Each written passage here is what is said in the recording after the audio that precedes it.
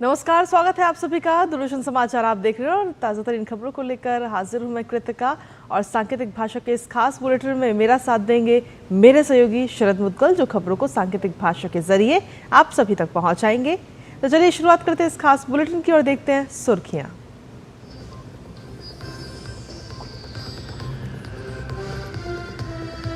America की 3 दिन की सफल यात्रा के बाद स्वदेश रवाना हुए प्रधानमंत्री नरेंद्र मोदी। विदेश मंत्रालय ने कहा, प्रधानमंत्री के दौरे में दिखा भारतीयता का मूल भाव। पीएम ने यूएन जैसी बहुपक्षीय संस्था में सुधार पर दिया जोर। गजा और यूक्रेन की स्थिति पर भी हुई चर्चा।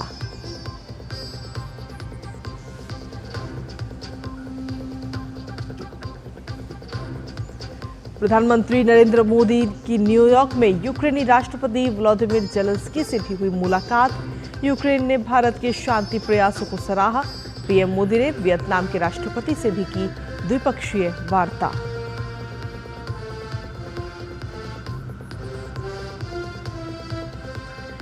इजरायल ने लेबनान पर तेज किए हमले। हिजबुल्लाह के सैकड़ों ठिकानों को बनाया अपना निशाना। करीब 500 लोगों की मौत, 1600 से ज्यादा घायल। हिजबुल्लाह ने भी इजरायल पर किया जवाबी हमला।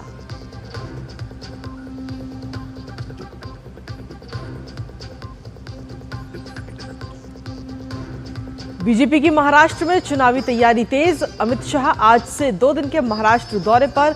नागपुर और छत्रपति संभाजीनगर में पार्टी पदाधिकारियों के साथ होगी बैठक। विदर्भ, मराठवाड़ा और उत्तरी महाराष्ट्र में बीजेपी कार्यकर्ताओं के साथ तैयारियों का लेंगे जायजा।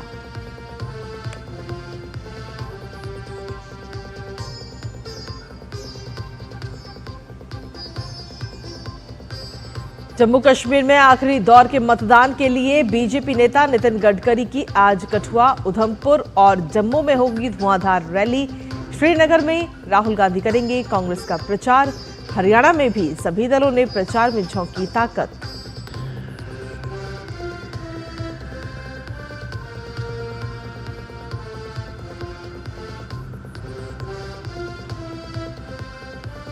पश्चिम बंगाल शिक्षक भर्ती घोटाला मामले में आज सुप्रीम कोर्ट में अहम सुनवाई। कलकत्ता हाईकोर्ट ने 25,753 शिक्षकों और गैर शिक्षण कर्मचारियों की नियुक्ति की थी रद्द।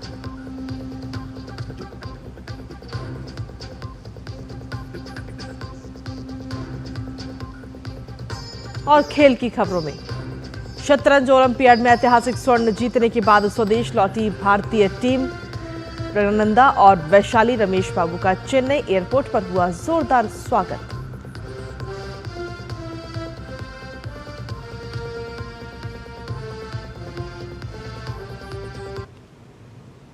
तो ये थी सुर्खियां, और सुर्खियों के बाद अब खबरों में विस्तार से बात करेंगे।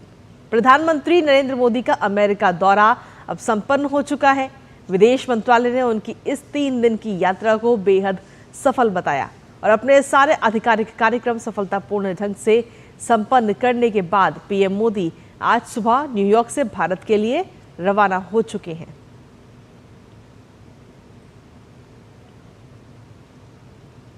विदेश मंत्रालय ने पीएम मोदी की अमेरिका यात्रा को बेहद ही सफल बताया।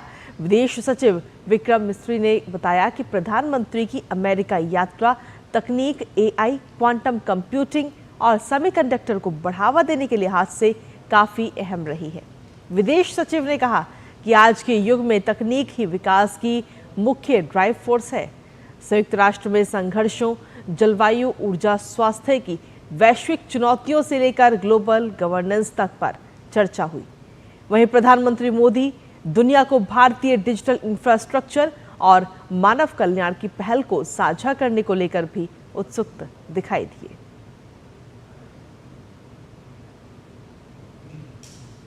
यूक्रेन के राष्ट्रपति व्लादिमीर जेलेंस्की ने न्यूयॉर्क में प्रधानमंत्री नरेंद्र मोदी से मुलाकात की। उन्होंने दोनों देशों के आपसी हितों को लेकर चर्चा की। 1 महीने के अंदर दोनों नेताओं की ये दूसरी मुलाकात रही। यूक्रेन के साथ वार्ता के दौरान भारत द्वारा किए जा रहे शांति के प्रयासों को राष्ट्रपति जेलेंस्की ने सराहा।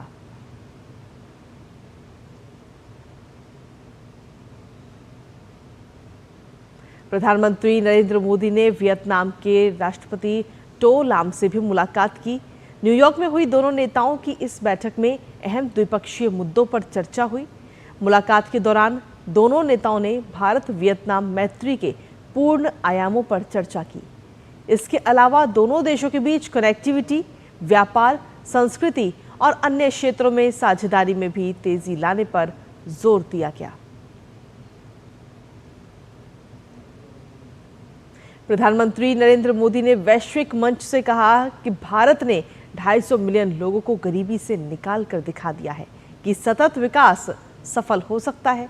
न्यूयॉर्क में संयुक्त राष्ट्र महासभा में समिट ऑफ द फ्यूचर में पीएम ने अंतर्राष्ट्रीय समुदाय के सामने वैश्विक समृद्धि का भारत का विजन रखा और कहा कि पीएम ने कहा कि सतत विकास को प्राथमिकता देते हुए मानव कल्याण, खाद्य सुरक्षा और स्वास्थ्य सुरक्षा को सुनिश्चित करना होगा। पीएम ने मानव केंद्रित दृष्टिकोण को सर्वप्रथम बताया। पीएम ने कहा कि डिजिटल सार्वजनिक अवसंरचना एक सेतु होनी चाहिए, अवरोध नहीं। पीएम ने जोर देकर कहा कि भारत अपना डिजिटल पब्लिक इंफ्रास्ट्रक्चर पूरे विश्व से साझा करने के लिए तैयार है। साथ ही प्रधानमंत्री ने वैश्विक शांति और विकास के लिए ग्लोबल संस्थाओं में सुधार पर भी बल दिया और ये भी कहा कि मानवता की सफलता हमारी सामूहिक शक्ति में निहित है, युद्ध के मैदान में नहीं।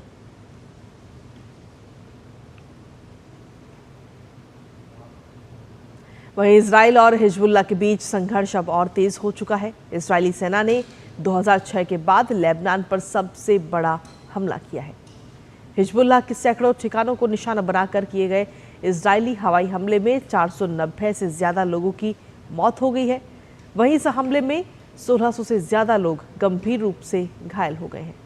इस बीच इजराइल के प्रधानमंत्री बेंजामिन नेतन्याहू ने एक वीडियो बयान भी जारी किया है, जिसमें उन्होंने लेबनान के लोगों से कहा कि इजराइल का युद्ध लेबनान के आम लोगों के साथ नहीं है, बल्कि हिजबुल्लाह के साथ है।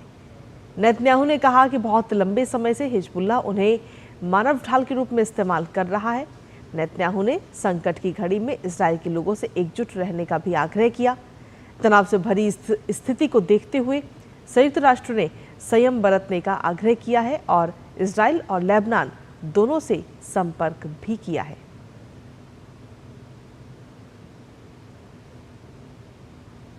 महाराष्ट्र में इस साल के अंत में होने वाले विधानसभा चुनाव को लेकर सियासी सरगर्मियां तेज हो गई हैं। एक तरफ जहां महाविकास अघाड़ी दल लगातार बैठकें कर रहा है, तो वहीं दूसरी ओर महायुति गठबंधन ने भी कमर कस ली है। बीजेपी ने भी राज्य के चुनाव के लिए अपनी तैयारियां तेज कर दी हैं। इसी कड़ी में केंद्रीय मंत्री अमित शाह महाराष्ट्र विधानसभा चुनाव से पहले महाराष्ट्र के 2 दिवसीय दौरे पर रहेंगे। इस दौरान अमित शाह नागपुर, छत्रपति संभाजीनगर और नासिक में पार्टी पदाधिकारियों के साथ बैठक करेंगे और आगे की रणनीतियों पर चर्चा करेंगे। साथ ही अमित शाह विदर्भ, मराठवाड़ा, उत्तरी महाराष्ट्र के भाजपा कार्यकर्ताओं के विधानसभा चुनाव की तैयारियों का भी जायजा लेने के लिए उनके साथ चुनावी रणनीतियों पर बात होगी। वहीं जम्मू कश्मीर में कल 25 तारीख को दूसरे चरण का चुनाव है, जिसके लिए चुनाव आयोग की तैयारियां आखिरी दौर में है। तो वहीं 1 अक्टूबर को आखिरी दौर के मतदान से पहले सियासी दलों ने अपनी जीत के लिए पूरी ताकत झोंक दी है। केंद्रीय मंत्री और बीजेपी के वरिष्ठ नेता नितिन गडकरी आज जम्मू कश्मीर की चुनावी सरगर्मी को और बढ़ाएंगे। नितिन गडकरी आज बीजेपी उम्मीदवारों के पक्ष में एक के बाद एक 3 रैलियां करेंगे। पहली सभा 12:30 बजे कठुआ के बसोहली में होगी, तो वहीं दूसरी रैली उधमपुर के चैनानी में 2:30 बजे होगी। इसके बाद नितिन गडकरी 4 बजे जम्मू के विजयपुर में रैली करेंगे। अनुच्छेद 370 के खत्म होने के बाद जम्मू कश्मीर में पहली बार विधानसभा चुनाव हो रहे हैं।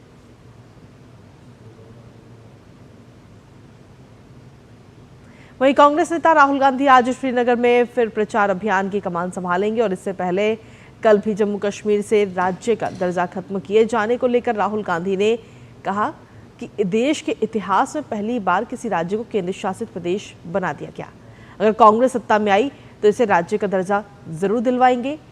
इसके अलावा राहुल गांधी ने मतदाताओं से अपने घोषणा पत्र में किए गए तमाम वायदों को गिनवाया। 90 विधानसभा सीट पर हो रहे चुनाव के नतीजे 8 अक्टूबर को आएंगे।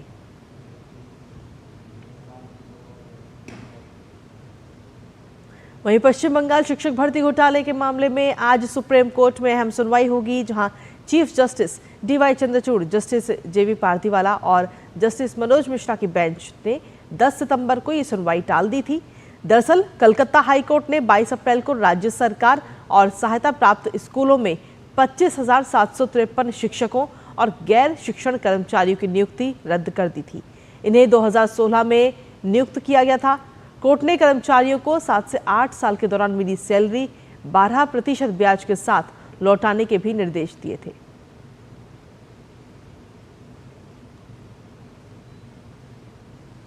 वहीं 45वें चैंपियन ओलंपियाड में भारतीय टीम ने शानदार प्रदर्शन करते हुए पहली बार ओपन और महिला वर्ग में स्वर्ण पदक जीतने में सफलता पाई और इस ऐतिहासिक जीत के बाद भारत वापस लौटने पर चेन्नई में भारतीय टीम के खिलाड़ियों का भव्य स्वागत किया गया।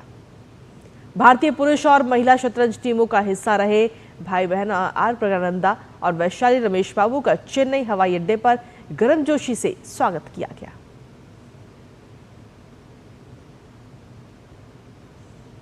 ग्रामीण पृष्ठभूमि में शादी की कहानी को बयां करती फिल्म लापता लेडीज को प्रतिष्ठित ऑस्कर पुरस्कार के लिए नामित किया गया है। ऑस्कर में इसे बेस्ट फॉरेन फिल्म कैटेगरी में चुना गया। फिल्म की इस उपलब्धि पर बीजेपी सांसद रवि किशन ने खुशी व्यक्त की। फिल्म में रवि किशन थानेदार की भूमिका में है। और इसी के साथ सांकेतिक भाषा के इस खास बुलेटिन में इतना ही। मुझे सहयोगी शरद और हमारी टीम को दीजिए अनुमति। नमस्कार।